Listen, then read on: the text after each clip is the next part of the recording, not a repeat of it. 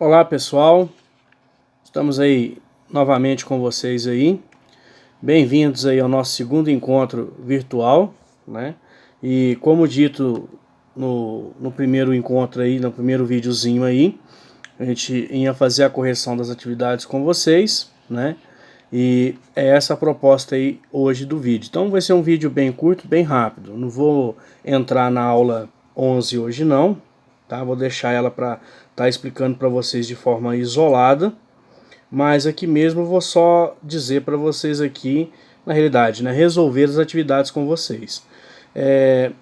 Da aula 8, eu não lembro se eu passei isso daqui direito para vocês, mas né, caso passei, beleza, se não, vai aí a resposta do em classe da aula 8. E eu aproveito já para fazer algumas considerações aqui, mas não me lembro muito bem aqui. Ele te dá aqui, né? Ó, leia as seguintes afirmações sobre... detalhe, pega a sua apostila aí, por gentileza, abra ela e vamos fazer juntos aí essa leitura aí, tá? Se você não tá com ela aberta aí, dá um pause no vídeo aí, pega a apostila pra gente poder resolver essas questões juntos aí, correto? Então pega aí. Bom, da aula 8 fala assim, ó, leia as seguintes afirmações sobre especiação aloprátrica, que é essa aí por isolamento geográfico, tá? E assinale a alternativa que apresenta um conceito correto, tá? A resposta correta aí seria a letra E.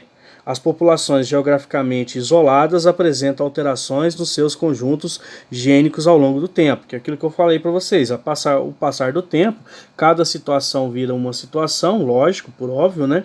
E ali eu vou ter acontecendo todo o movimento de seleção natural, formação de mutações, recombinação gênica nesses indivíduos que são separados e são separados geograficamente ou isolados, né? Ó, a letra A ela não vai ser passível de ser correta pelo seguinte, ó, no processo de especiação, o isolamento reprodutivo é seguido do isolamento geográfico, é o contrário, né? O isolamento geográfico é seguido do isolamento reprodutivo, tá? Então por isso que essa alternativa letra A fica errada. Letra B, barreira geográfica é a principal causa da ocorrência de variabilidade entre duas populações da mesma espécie. Não, ela não vai provocar essa ocorrência, ela vai isolar os indivíduos. Essa ocorrência da variabilidade genética ela vai de acordo com aqueles fatores que nós falamos, que é a mutação, recombinação genética, permutação, segregação independente. São esses os fatores que provocam a variabilidade genética entre os indivíduos, tá? Letra C. Dois seres pertencentes a espécies diferentes. Dois seres pertencem a espécies diferentes porque apresentam diferenças corporais entre si. Nem sempre, tá? Eu não vou ter isso. O fator aqui de pertencer ou não a uma espécie, a pertencer a espécies distintas, igual eu comentei com vocês, é a questão de eles ficarem isolados reprodutivamente. Um desses isolamentos reprodutivos, literalmente, é o que ele está falando, as diferenças corporais, que é um isolamento mecânico, de ficar diferente mecanicamente. Mas nós vimos que tem outras maneiras, os indivíduos podem ser parecidos, semelhantes, mas existem maneiras de impedir que eles reproduzam, tá? Por isso que ela fica errada. Letra D. Pressões seletivas são responsáveis pelo surgimento de mutações. O problema está aqui, ó. Pelo surgimento. A mutação ela é aleatória e esse tipo de mutação ele não é provocado, ele acontece naturalmente, tá? Se fosse provocado, eu teria uma mutação de outro tipo de conceito. Mas nesse caso, para esse contexto aqui, também não daria certo. Então, para a aula 8 ficaria aí a letra E, o único exercício, né? Aí vai lá para a aula 9, por gentileza. Aí vem assim, ó. A irradiação adaptativa é um fenômeno biológico que foi inicialmente descrito por Charles Darwin, no século XIX. Hoje temos a chance de analisar detalhes desse fenômeno, as quais esse cientista não teve oportunidade de saber, devido aos conhecimentos da ciência né, nós vivemos hoje, né? Ele não tinha esses conhecimentos, que nos permite afirmar que radiação adaptativa gerou algumas espécies atuais, que podem ser descendentes de uma espécie ancestral. Lembra lá, ó? Irradiação, você tem um ancestral comum e a partir desse ancestral comum se irradia formando várias outras espécies. Esse é o conceito de irradiação adaptativa. Então aqui também seria igual à aula 8, a letra E. Aí ele vem falando aqui, ó, seria a comparação de estruturas homólogas, né? O que são órgãos homólogos? São aqueles órgãos que possuem a mesma origem Nossa, desculpa, escorregou o negócio aqui.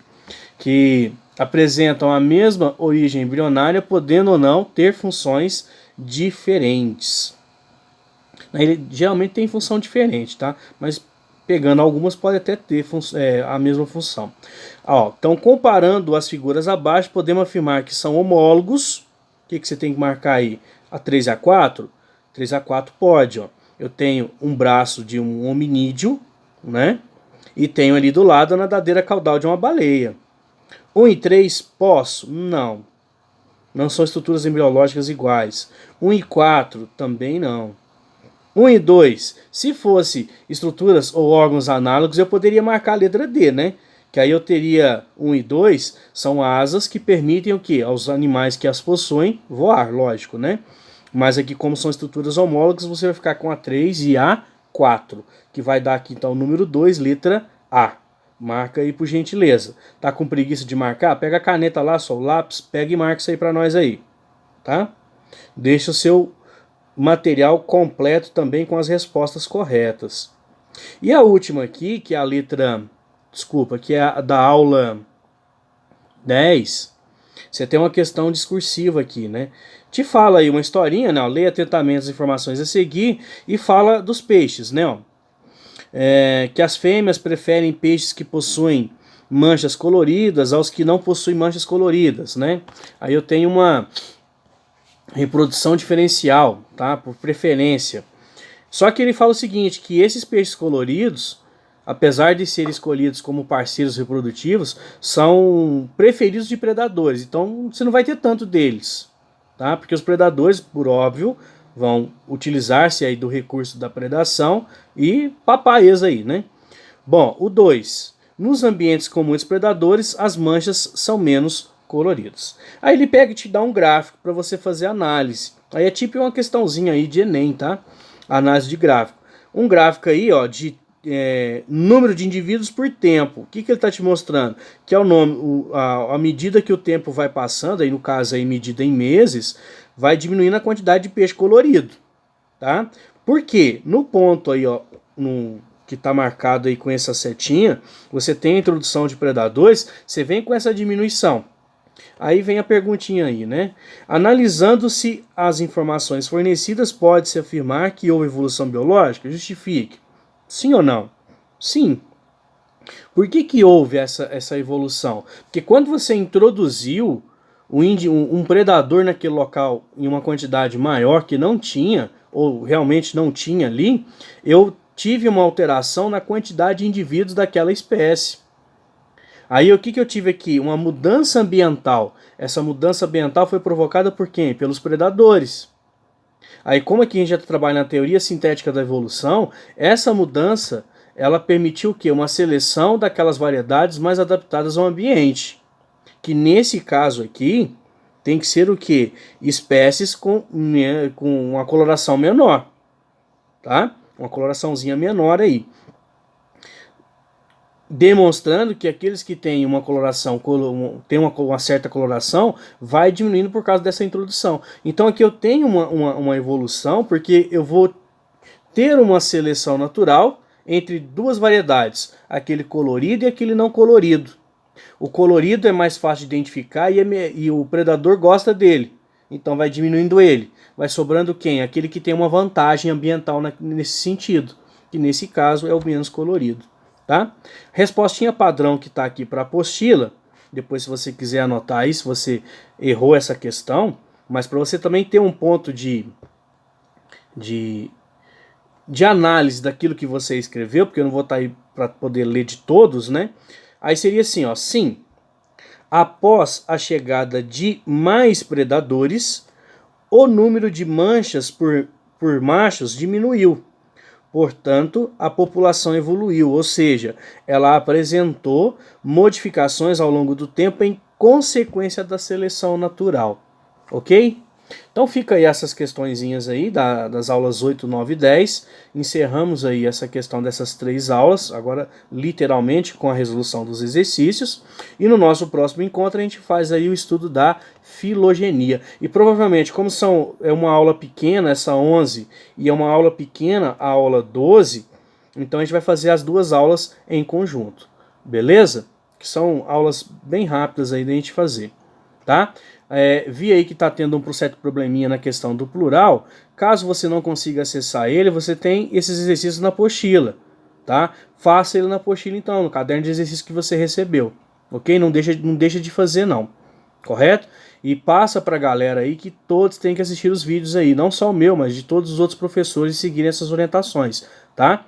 Porque isso daí é para bem de vocês, para vocês terem contato com a matéria mesmo nesses tempos difíceis. Então, por gentileza, vejam o vídeo, tá? Caso você está vendo aí, lógico, você já chegou até o finalzinho aqui, passe para os seus colegas para eles também verem esses vídeos, correto? Porque aqui a gente vai ter as orientações do seu estudo.